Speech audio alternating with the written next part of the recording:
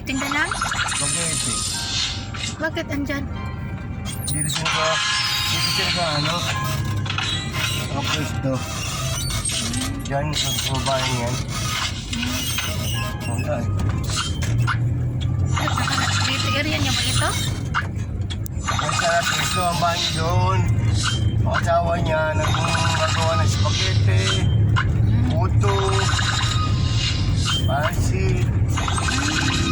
Sa birthday mo sa December?